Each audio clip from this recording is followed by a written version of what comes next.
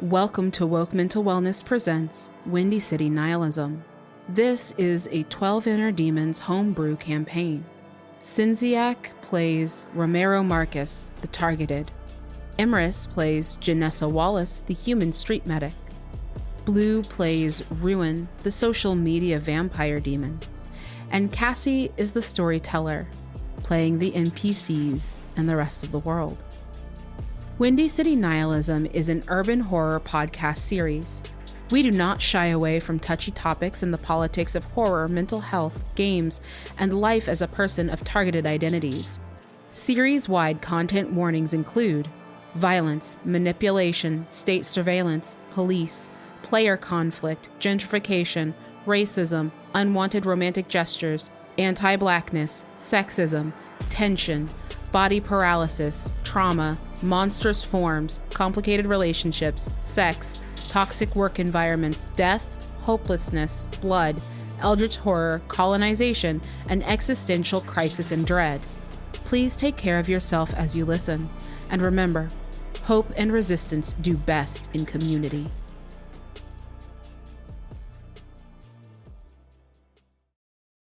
Welcome back to Woke Mental Wellness presents Windy City Nihilism. Last time, our group went to visit Janessa's grandmother and found out the location of the missing seal.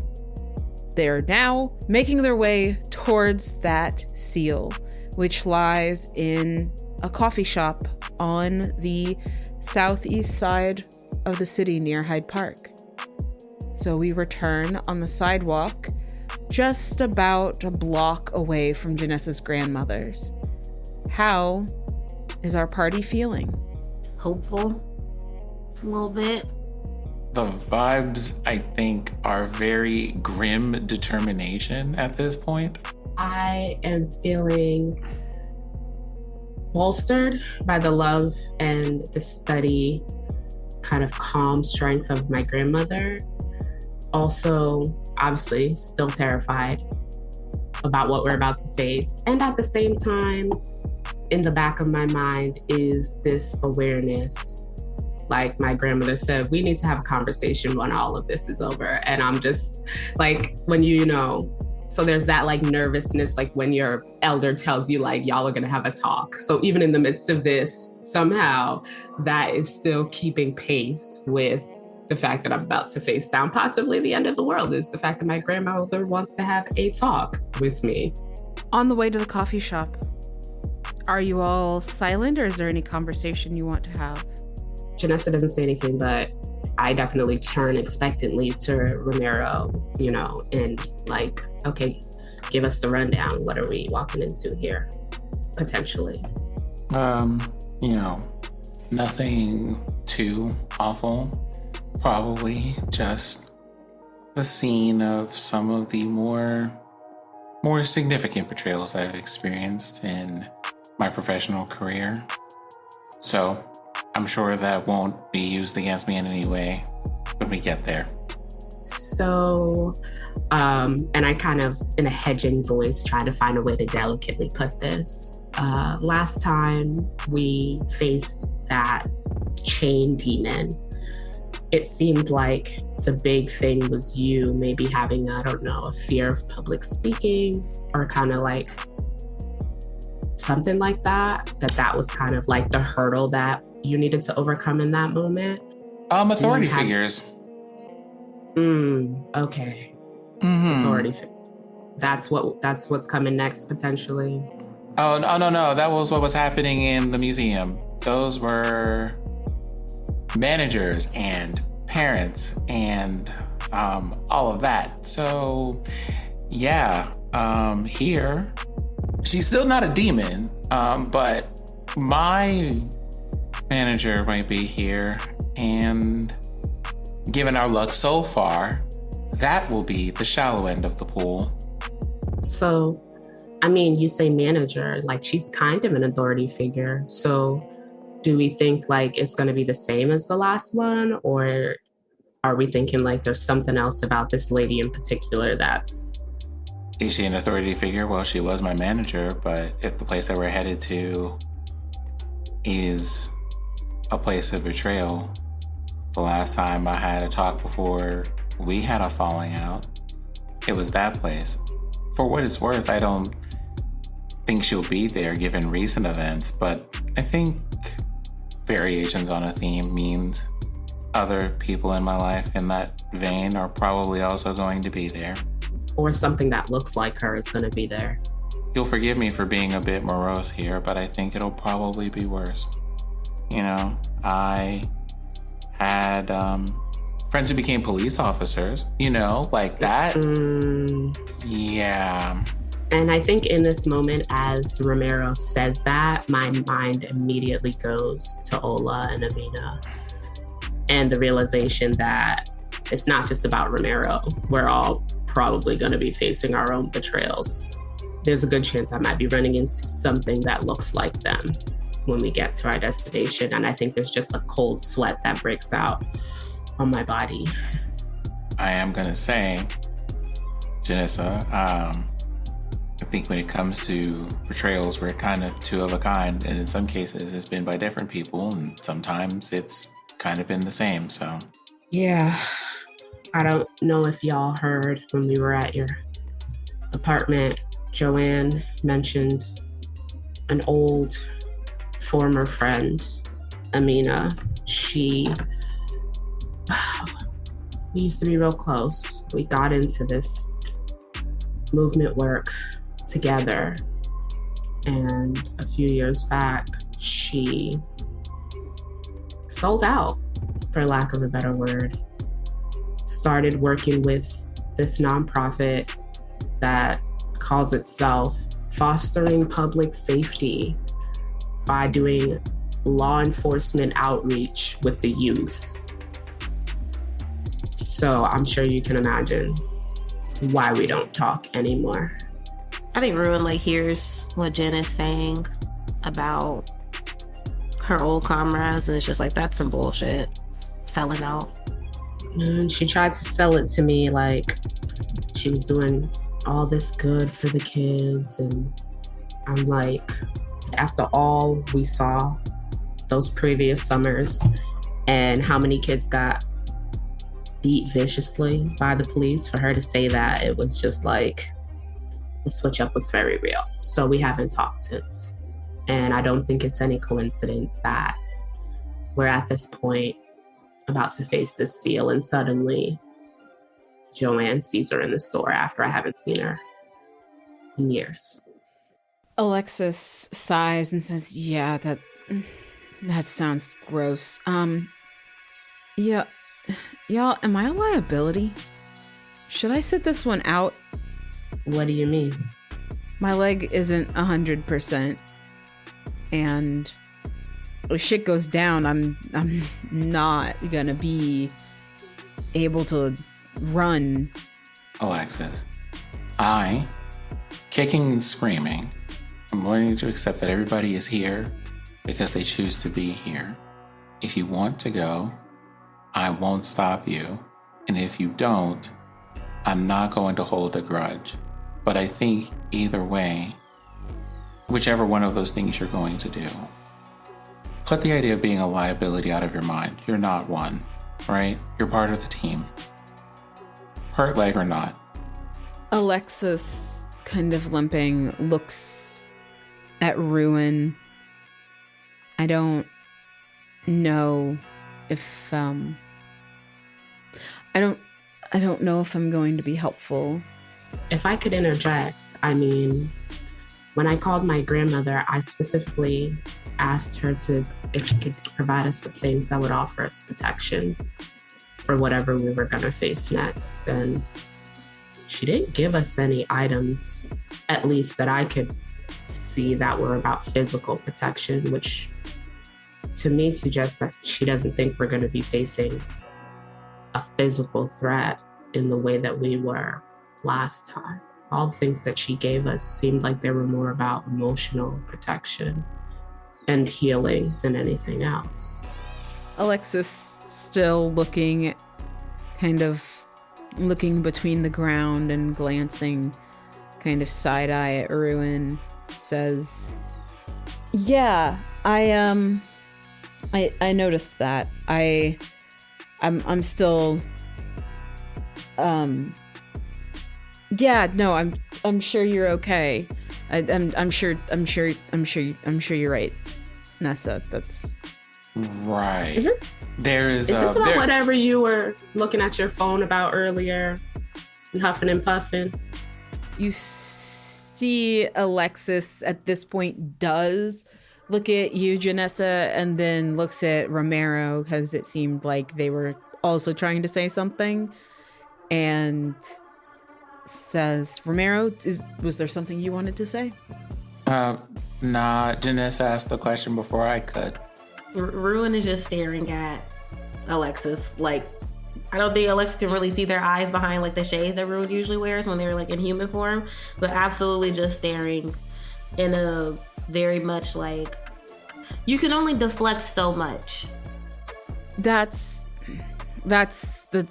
something separate. You know, my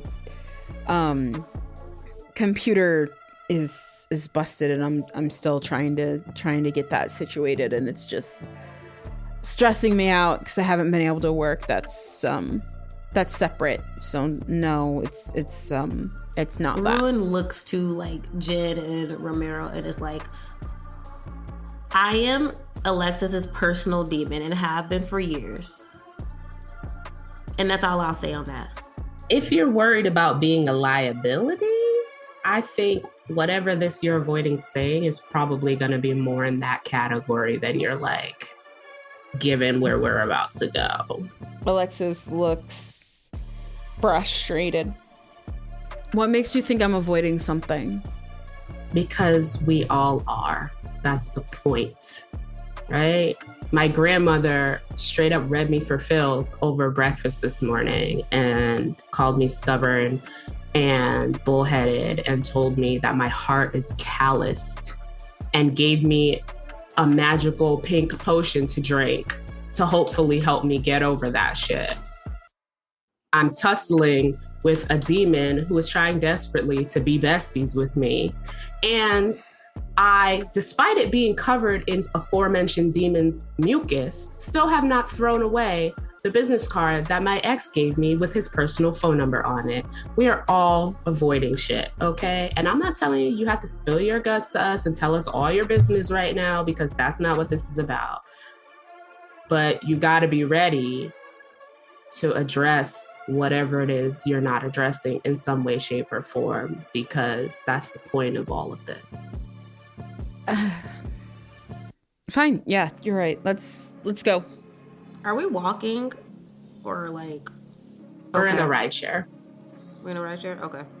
We're in a ride share. So I just saying all that, ride share driver, are they listening? Who knows? But at this point, I think Janessa's like, listen, anything could happen where we get to this destination. I don't care who overhears at this point. Okay.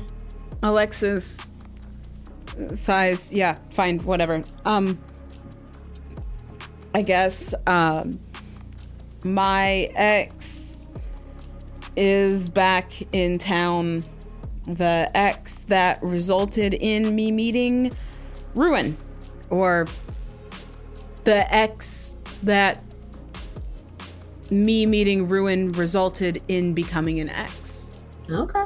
Yep, that sounds about right. It's just a season for exes. Mm-hmm. Ex-partners, ex-situationships, ex-friends, ex-managers. Y'all got shit to address. Ruin's like looking out the window at this point. Alexis whips his head to you, and they say, as if you don't. Clocked it. Hey, we're not talking about me. My shit isn't, You're the one over here fucking up people's relationships because you're afraid of abandonment. Hey now. Hey. Okay? Like, Ruin can't deny that at all. The inside of my purse just got real interesting, and suddenly I'm just moving papers around. One thing that you notice in your purse today, since last night, the things in your purse that had been kind of slimy, you notice they're clean and like dry.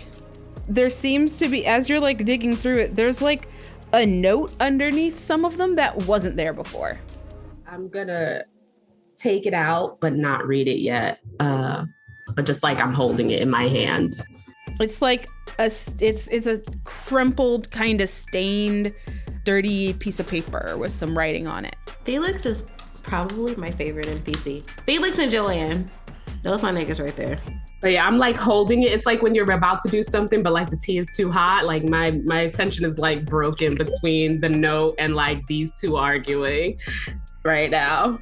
Romero, you see the note coming out, and Ruin and Alexis are kind of staring down each other as the ride share pulls up or is getting close to the coffee shop. You're within a block, so it'll only be a couple minutes now.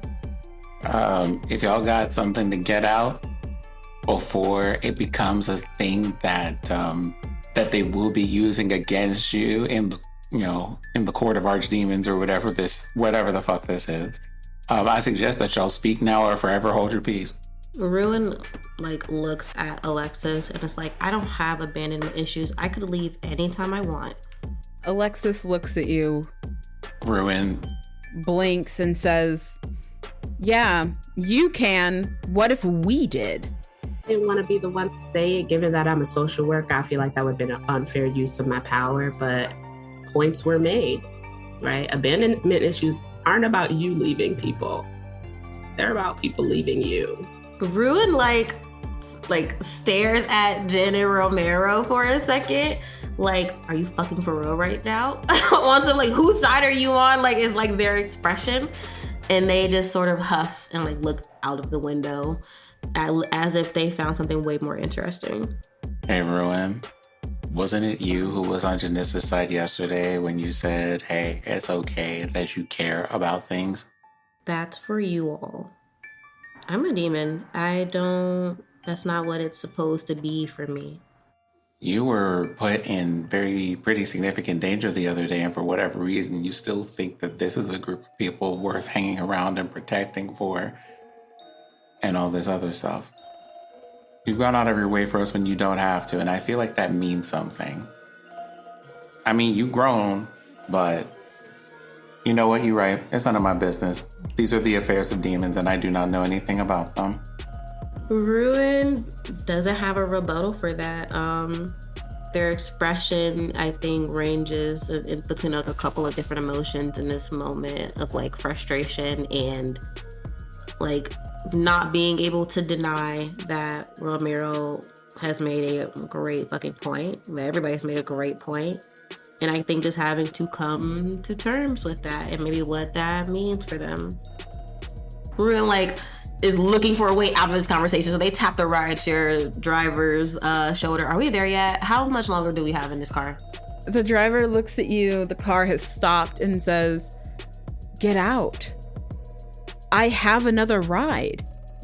You know what? Sorry, my bad. Immediately gets out the car. Yeah, I'm gonna definitely scooch out after we stop. And as I step onto the sidewalk, I'm gonna like open the note that I'm holding. You open the note and it has little runes around the outside and inside the note, just in very messy handwriting.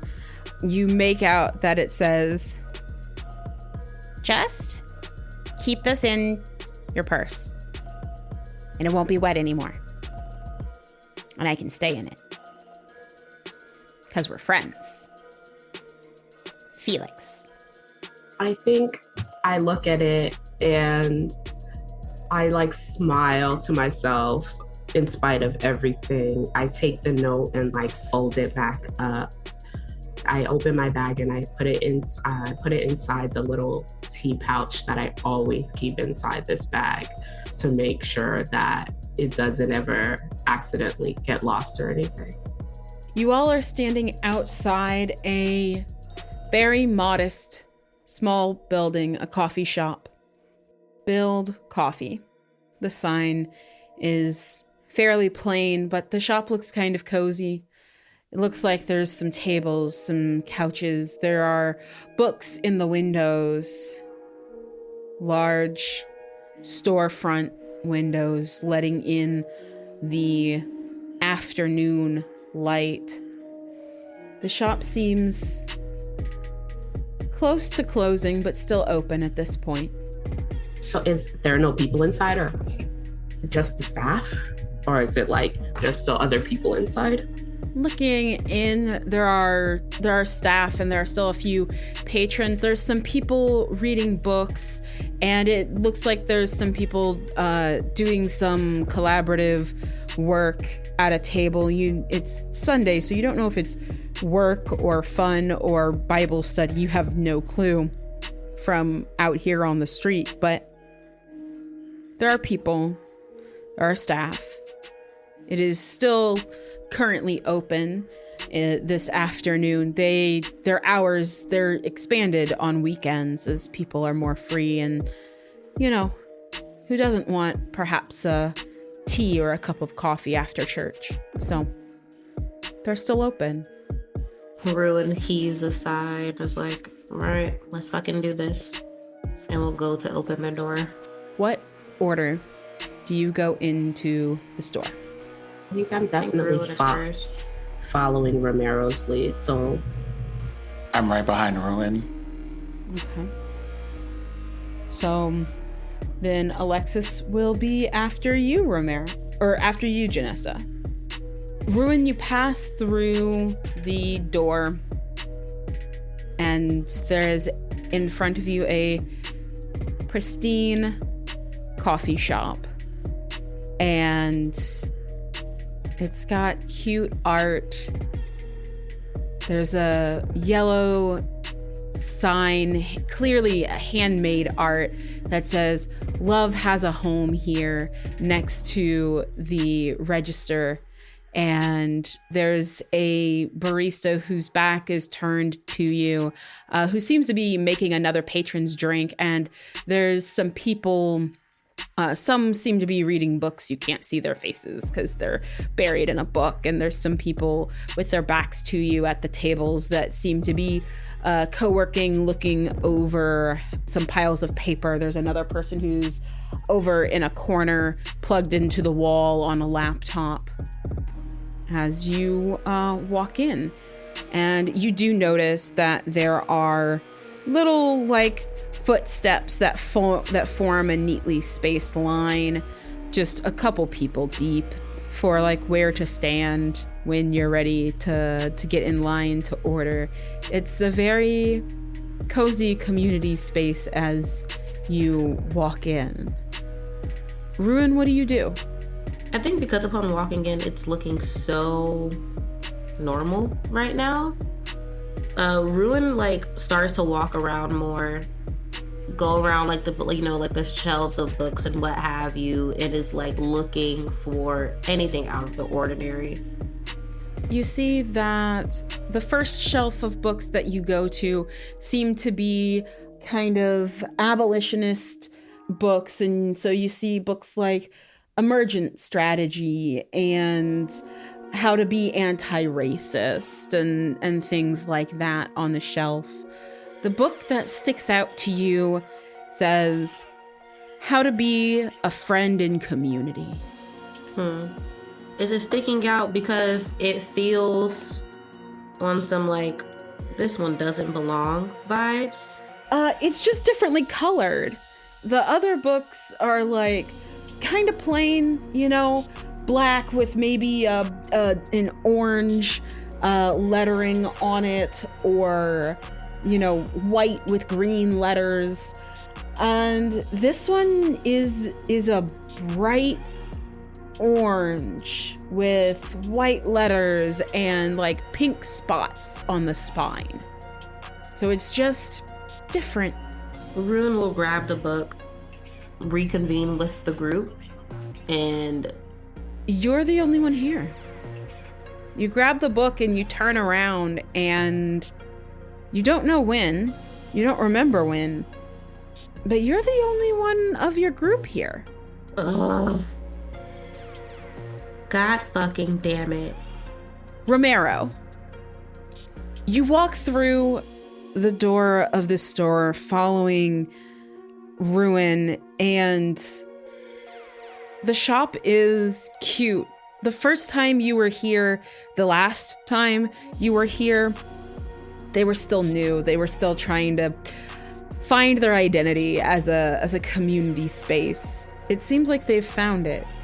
It's very cute. There are people working together, and there's a handmade or custom created sign above the register that says, "Love has a home here," and it's got a yellow background and flowery letters. And there's a barista whose back is turned to you, seems to be making a drink for another patron that had already ordered. What do you do as you enter the store? Take a look around for just the nostalgia and absorbing all the things, and look at the menu and pick a drink to order. Yeah, you're caught up by the nostalgia. There are some things that are here that are the same. The sporadic backsplashes, splotches of light teal and turquoise tiles. And you're pretty sure the couch over there in the corner next to the outlet that's empty, you're pretty sure that was here last time. You think that you do remember the embroidery on the black cushion that feels memorable to you.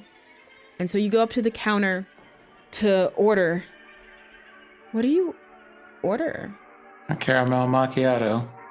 You get the attention of the barista to order a caramel macchiato, and you see Sergeant Ruggison. Gabri turns. Police uniform underneath a barista's apron. Looks you up and down. Marcus, long time no see. Janessa, you follow Romero into the shop, and it's cute. It's a nice little community space, and there's comfy spaces, couches and seats with cushions, as well as hard tables good for working or possibly medic demonstrations if the space has been rented out. You think, now that you're in here, you think that maybe you've been here before, perhaps for a meeting of some kind, but regardless, as you come in, what do you do?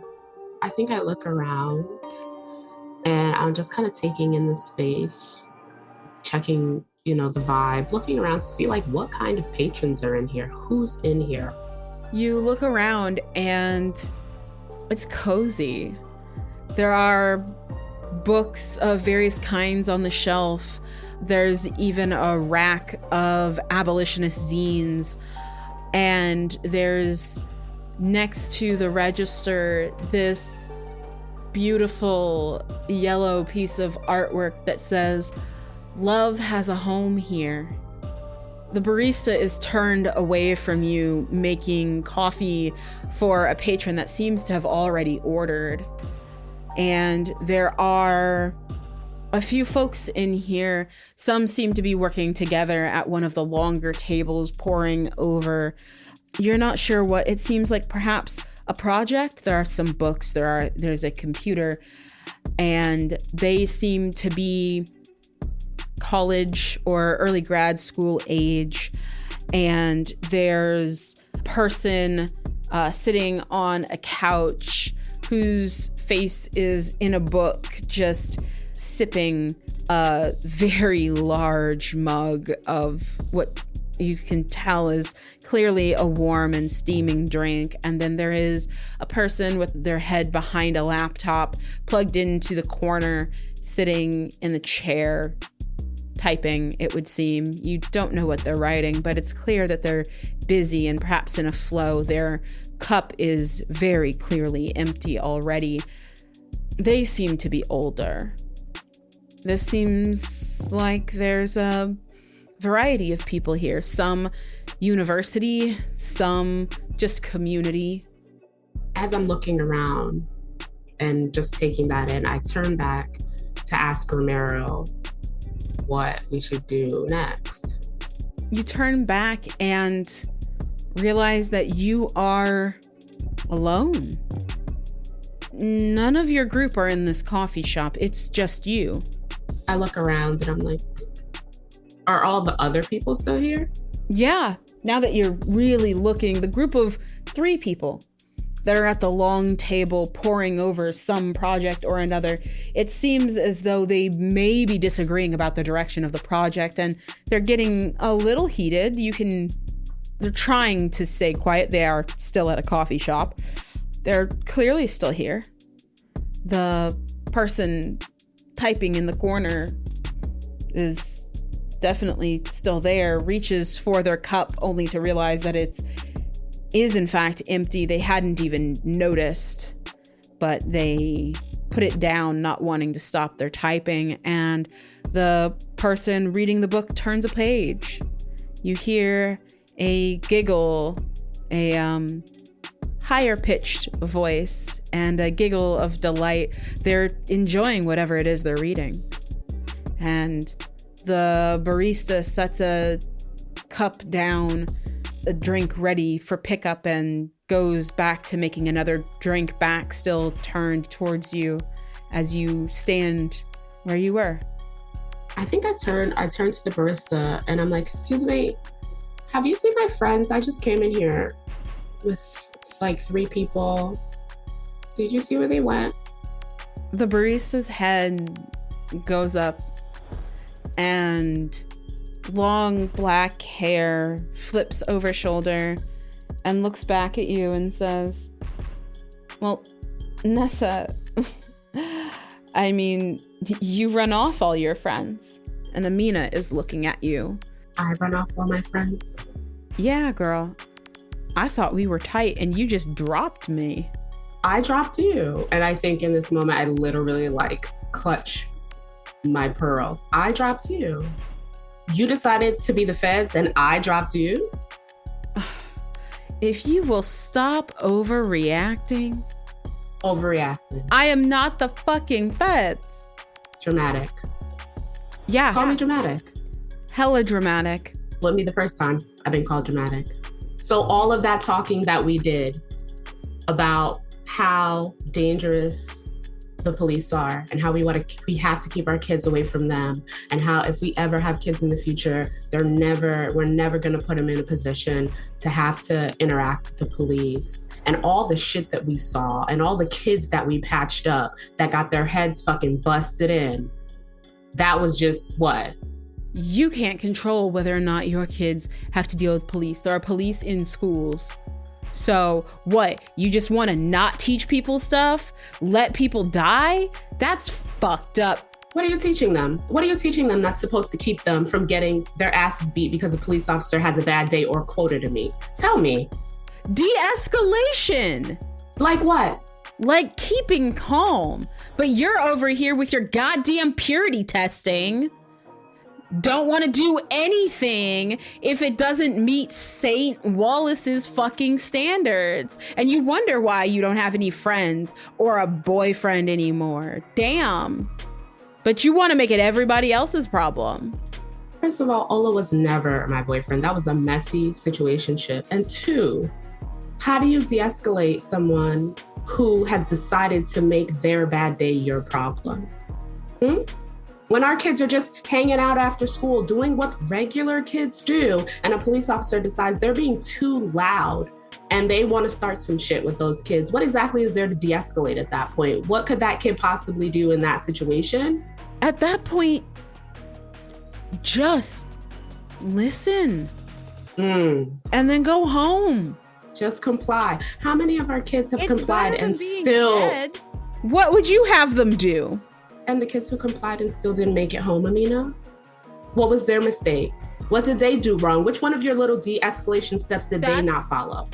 That's not their fault. That is on the police. Exactly. I'm glad you understand that this whole de-escalate the situation shit still does not work.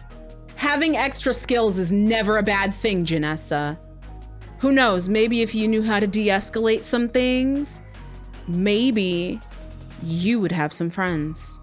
I have the friends that I need to have. People who don't just say shit in the moment when it suits, but actually, stick to their guns when shit gets hard. Who don't decide that a paycheck that comes every 2 weeks is more important than the values that they espoused. Who don't jump through hoops to try to make shit that absolutely does not fit. So yeah, maybe I don't have a whole gaggle of friends, right? And yeah, maybe I am a little hurt and bitter, but I think all things considered, I have a reason to be. Because you sold out. You'll make a reason out of anything, Janessa. Bitterness isn't an excuse. An excuse? It's not an excuse. I'm telling you, I'm bitter and I'm angry because you sold out. And then you tried to make it seem like you weren't selling out. I honestly wish you would have just been honest.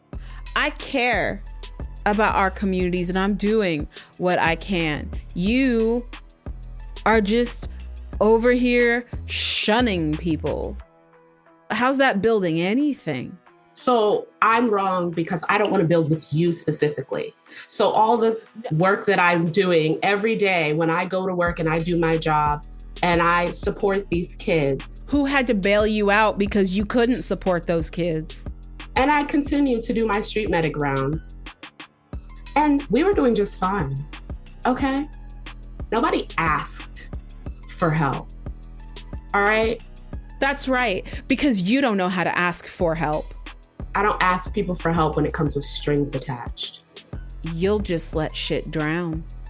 Because as much as you like to think that you're all about community, your pride and your bitterness means you're willing to let other people suffer so that you can be an angry, bitter stereotype. Really? So me accepting help I never asked for from Ola. That was me being an angry, bitter stereotype. Oh, wait, no, because being an angry, bitter stereotype would have meant that I told him to pack all of his shit that I never asked for and take it back. But did I do that? No, I don't think I did. Me being an angry, bitter stereotype means that I would have cussed poor Nico clean out because I was having a bad day. No, didn't do that either, right? And me being an angry, bitter stereotype, I probably would have asked Joanne what the hell her problem was, that she let people show up and just start doing stuff without verifying whether or not they know me. Didn't do that either.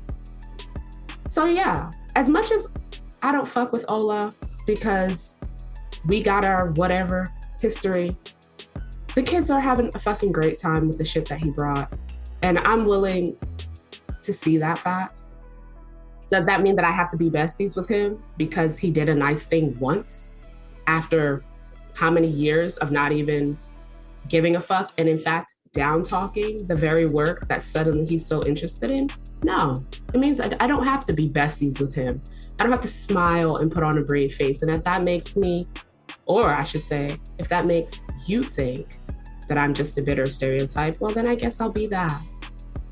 Because I prefer actual community over something that just looks like community. As you say that, another barista comes out of the back carrying a box, seems to be of milk or milk substitutes, and sets it down, and you see Joanne. Mina girl, is she giving you problems again? Janessa, can't you just be nice? I'm always nice, okay? Girl, you not always nice. You be leaving me all the time. I do. And I knew you were going to be here, and I knew that was going to come up. And the truth is, I do feel some type of way about how often I run out on you. I'm not going to pretend that I don't. I'm a hot ass mess sometimes. And I meant what I said the other day. If you even know what I said, because you're not you, you're just something that looks like you. But about how much I appreciate you. And also the fact that you're willing to tell me about myself. So, like, you thing that looks like Joanne right now, whatever you think you're about to say to me that's gonna hurt my feelings because you look like Joanne, I can guarantee that, like, Joanne has probably already said, because she's not fake. When she needs to tell me about myself, she does it. And with that, I'm gonna have you make a fear test. Okay. TN8 fear test. Heart of the dice, baby, you got it. Okay. All right. So I have a malice when interacting with past comrades in a non-confrontational context. Now, because these are these my real comrades? Does it still count that they're apparitions? You're still gonna have the malice die, so you're gonna roll 3d10, and you're going to actually, you know what? Because your psychic skills are so high, I'm gonna say you don't have the malice die. You're just gonna roll flat. You'll roll 3d. You know what? I'll give you the d12, 2d10 and 1d12. Okay, I got an 8, a 4, and a 2. Okay. As Joanna looks at you and you say, "You're not Joanna. This isn't either of you." Both of them kind of shimmer and merge, and there's a shapeless void with no features, but you can tell is looking back at you from behind the two of them, and shadowy tendrils kind of come out and kind of start wrapping around them both. And you just get this shiver through your spine as though you've stopped something from happening to you.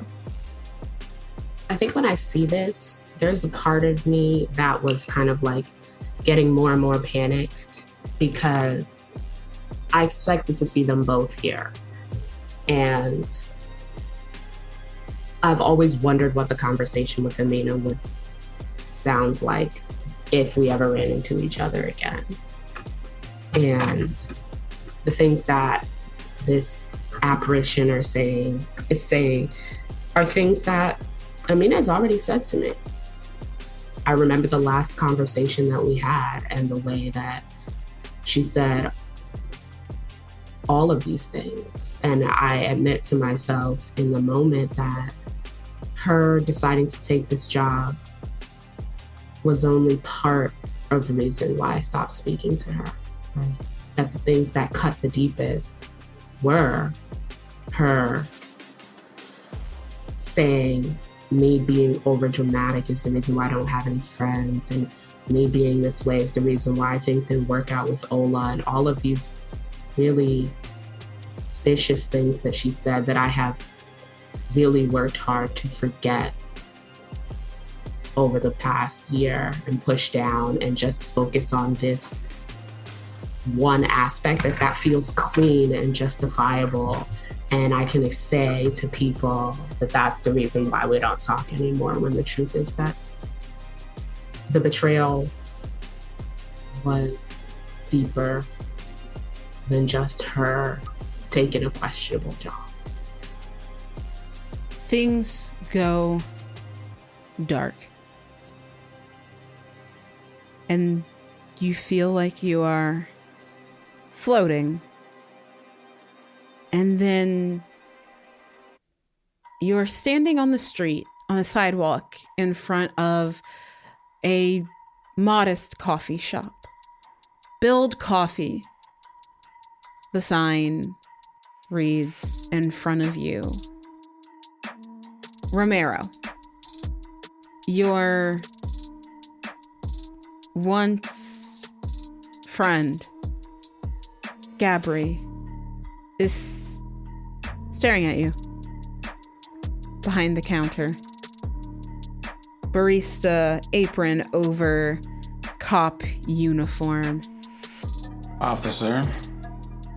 They look around kind of incredulous and open their arms and just say, "Really? Come on, we're friends. I'm happy to see you. You really gonna do me like that?" And they're just met with that, that look that every Black person has given to somebody at some point of being like, now I know you're not about to out here.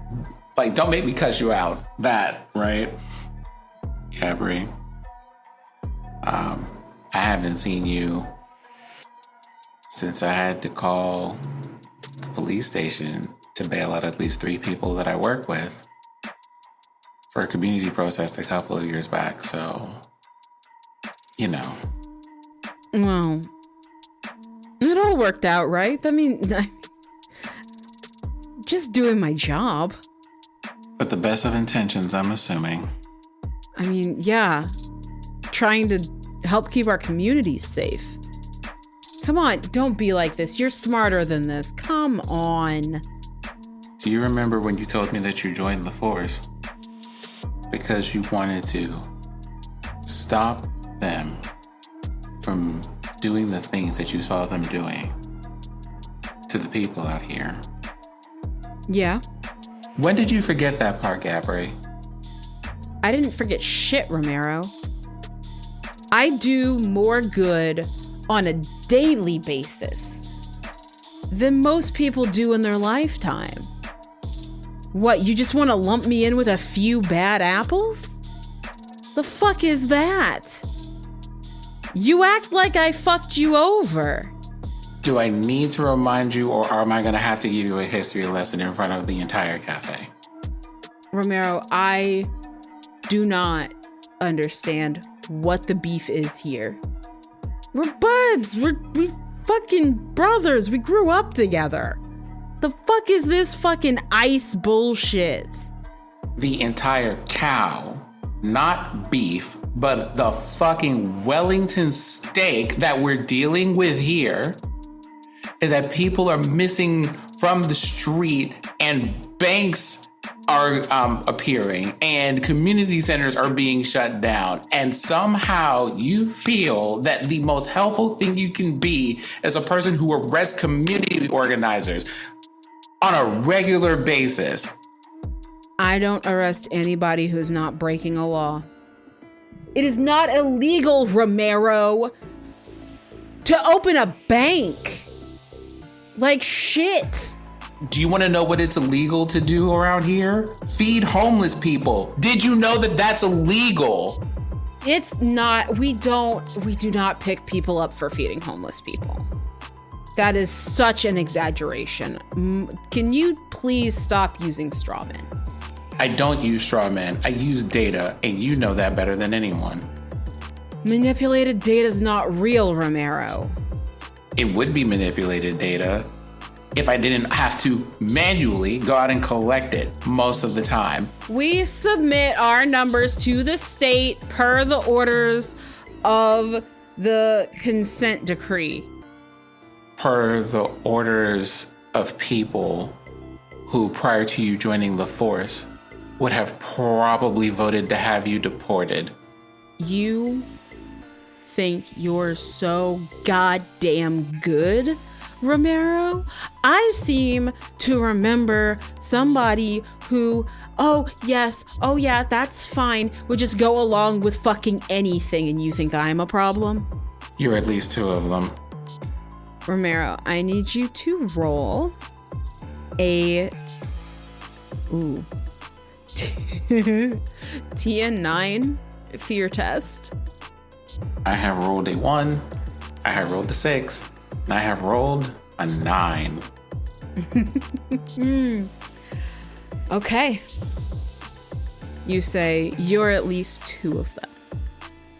And this person you used to know, a dark abyss, a shadow forms behind him, and its tendrils start to wrap around them, and you get the sensation of avoiding something, and then you're floating.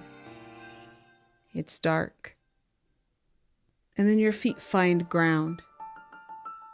It's a bright sunny afternoon, and you are standing on the sidewalk in front of a modest shop with a sign that says "Build Coffee." Are my friends here? No, you are alone. And that is where we will end this session of Woke Mental Wellness Presents Windy City Nihilism.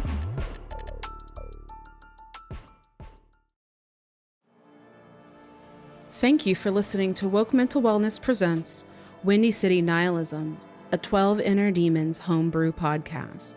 This podcast has been made possible in part thanks to a grant from Diversity Saves.